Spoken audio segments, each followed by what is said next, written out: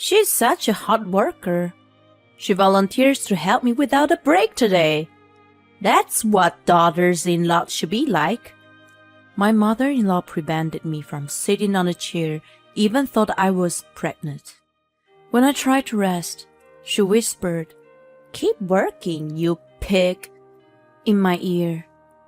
Ugh, I'm exhausted. Since I had been working on my feet for a while, I felt pressure in my stomach. I needed to sit down and take a break somehow. While my mother-in-law excused herself to use the restroom, I managed to sneak myself onto the couch. I was planning to get up before she returned. It had been hours since last I had a break. She'll be back soon. I should get up now. As I was contemplating, "Why are you sitting there? Get up and work. It's only a few hours. Don't be so lazy." I was awakened by her yell. I had no clue that I had dozed off. "Oh, sorry. I'll get up right now." Ouch! There was a shock of pain in my stomach from the sudden movement, and my mother-in-law quickly raised her hand. "My name is Amber.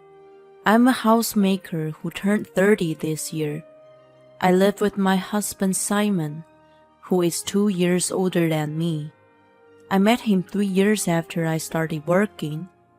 A friend of mine from university was having drinks and invited me to join her. He happened to be sitting next to me at the bar. At first, I was skeptical of him, but he turned out to be the down-to-earth guy, and we ended up hitting off. We exchanged our numbers and gradually became closer. We became official 6 months later and got married after 3 years of dating.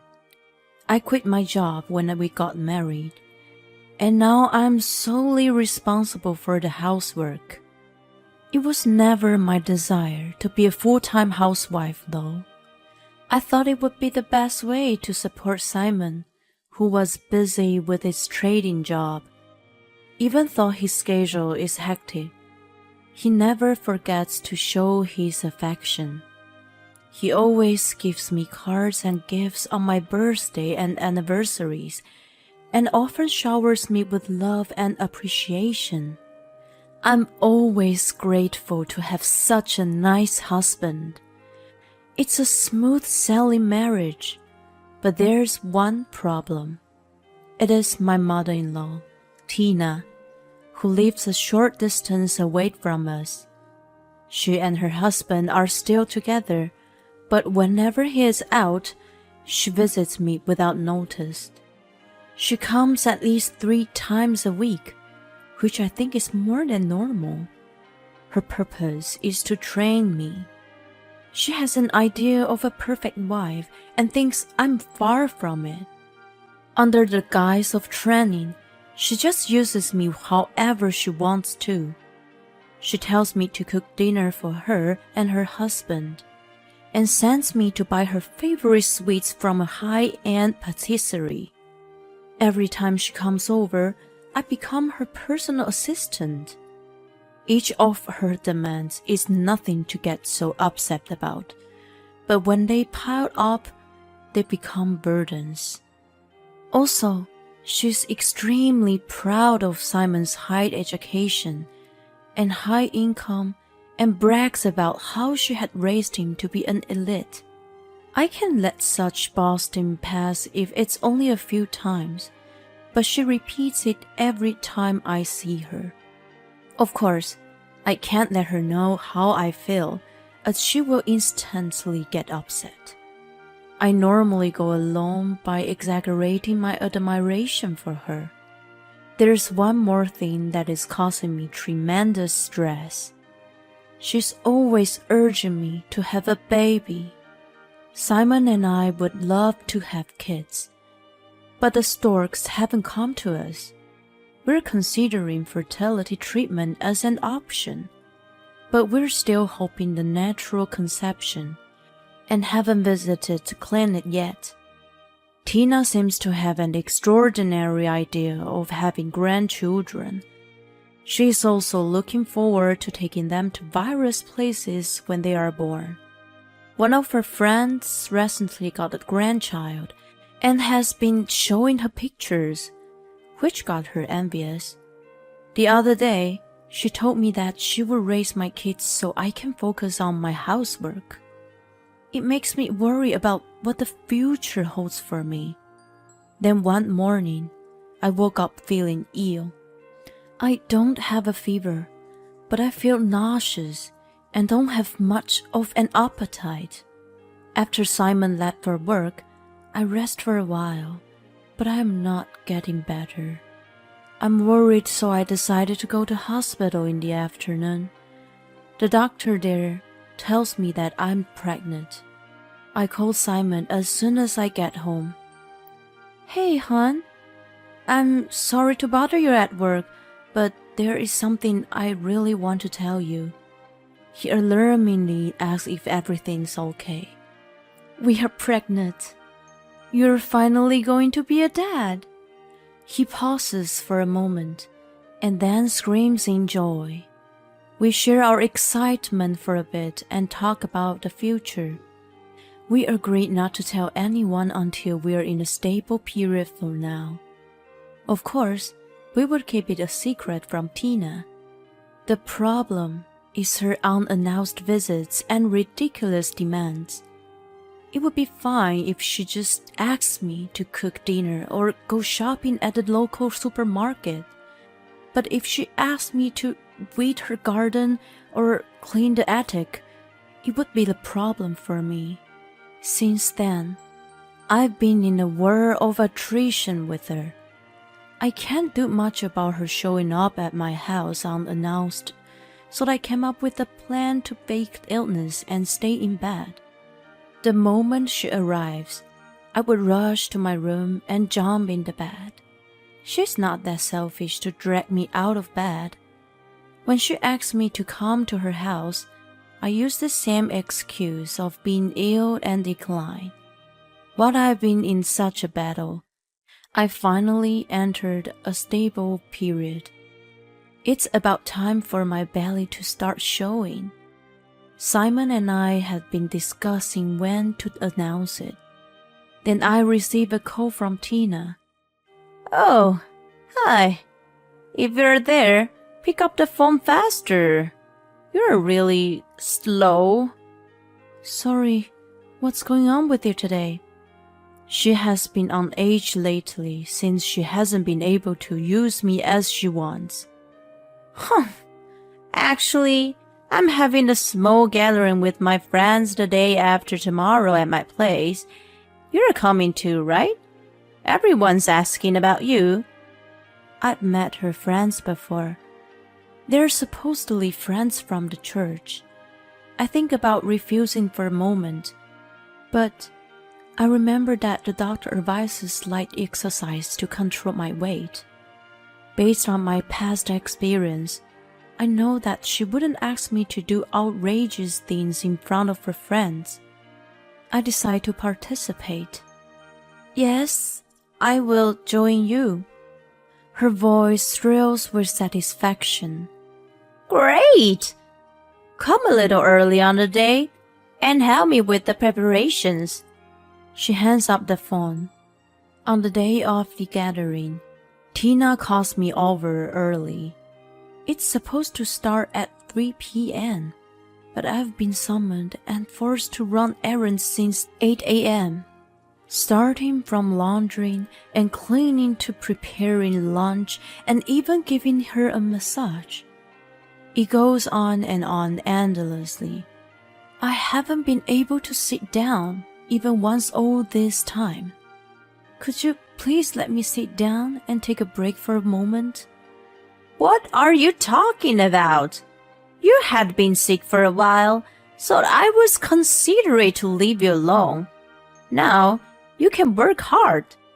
But I don't want to hear excuses. I'm going to the store to buy sweets for later, so you can wash the dishes. I try to tell her I'm pregnant, But she would not listen to me and goes out to a nearby pastry store. I have no choice but to get on with the cleaning. She finally comes back at 3 p.m. with her friends. I'm back, Amber. I ran into them nearby, so we came together. Here, I bought cakes. Can you put them on plates and bring them out to the table? She shoves the box of cakes to me and quickly takes her own seat. Apparently, she has no intention of doing anything herself. I let out a discreet sigh and greet her friends before heading to the kitchen. When I open the box, I find various pieces of cake. There are 4. 3 friends are here. No matter how I think about it, one is missing. No way. Tina seemed to be adamant not to let me sit down. Even after serving the cakes, she tried to keep me away from the chair. She had things on the chair I'm supposed to sit on at first, and now she's moving it out into the hallway to make more room. Her friends urge me to sit down and have a coffee, but she declines on my behalf. She's such a hard worker. She volunteers to help me without a break today. That's what daughters-in-law should be like. All I can do is fake a smile, and so do her friends. Just as awkwardness fills the air, one of her friends cheerfully mentions, Oh yes, my grandson started crawling the other day. Do you want to see the video? The topic of the conversation shifts, and everyone focuses on the image of a cute baby. The atmosphere of the room becomes relaxed immediately. By the way, how exquisite is the vase you have there? Don't you want to put flowers? Another friend points to a vase by the window. Tina's face turns gray for a moment, but then she immediately smiles. It's so beautiful by itself, so I just leave it as is. A friendly conversation ensues for a while. In the middle of it, Tina excuses herself to use the restroom. This is my chance. I jump on the empty sofa. I don't even know how many hours I've been on my feet. I drift off to sleep from exhaustion and relief. Oh, shoot. By the time I realize, it's too late. Why are you sitting there? Get up and get to work. It's only for a few hours. Don't be so lazy. This is why I don't like young women. When Tina comes out of the restroom, she finds me sleeping on the sofa and scolds me. Her friends are stunned and looking at us with wide eyes. Feeling better after yelling at me, she returns to her seat and sips her coffee. I'm sorry. I feel pathetic and tears welled up. Besides, it's hard to imagine that I would have to endure her bullying in the future. I apologize to her and try to get up.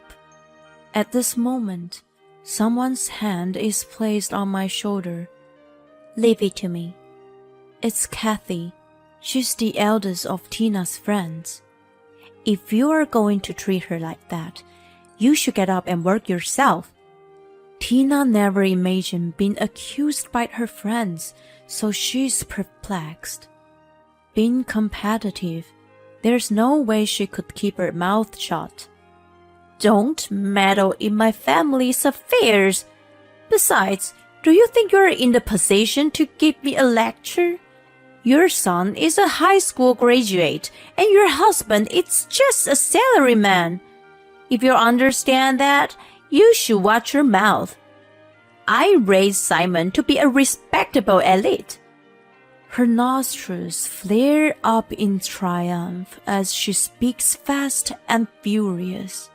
On the other hand, Kathy doesn't seem to flinch at all. She snickers and then opens her mouth again. What are you talking about, you idiot? You should be ashamed of yourself for mistreating a young lady like that. She keeps going. It was your husband's late ex-wife who raised Simon to be the man he is today.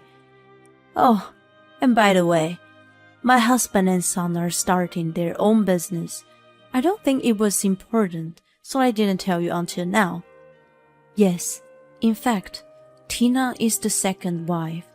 Simon was already a freshman in college when she married his father. He was already living alone in a dorm, so he had never been taken care of her. What the heck? You all make fun of me! She's losing it as her sore spot is rubbed. She stands up, slamming the table with all her might. I hate this thing! She screams, and at the same time, throws down the vase by the window on the floor. A loud sound of shattering glass echoes, and the vase breaks into pieces. Everyone gasps in unison. When Tina comes to her senses, she freezes there.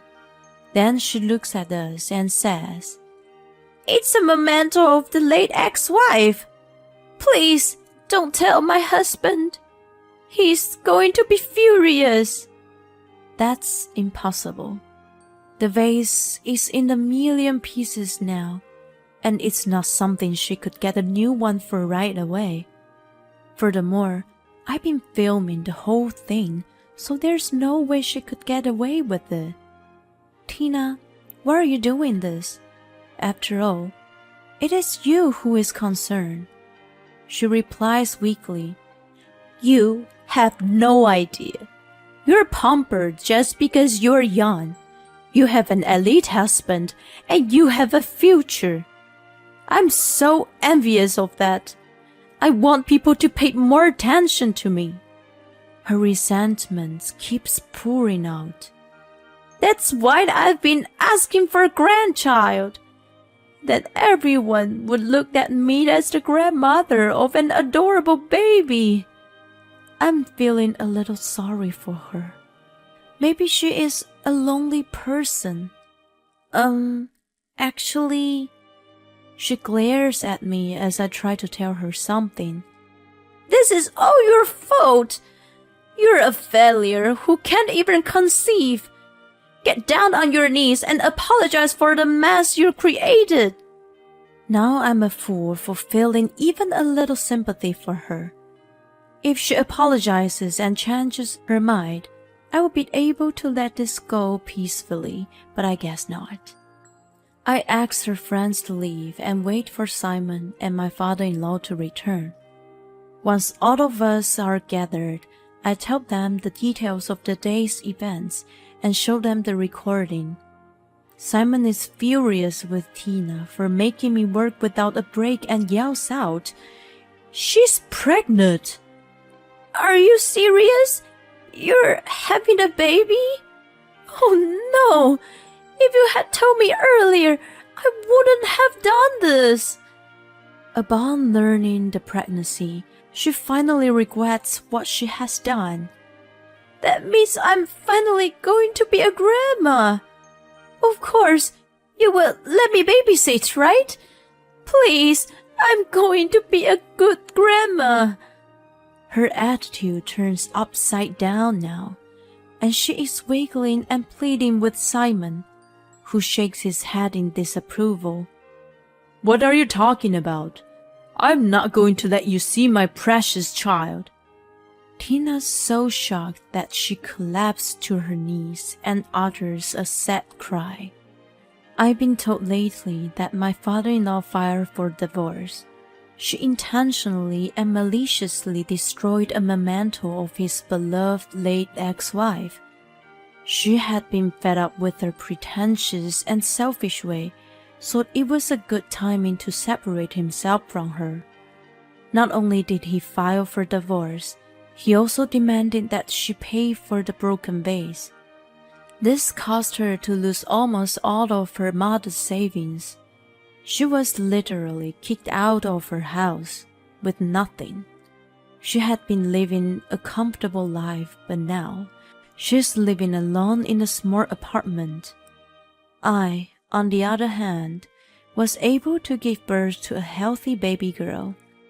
Both Simon and my father-in-law cried with joy. Of course, I was overwhelmed with happiness too.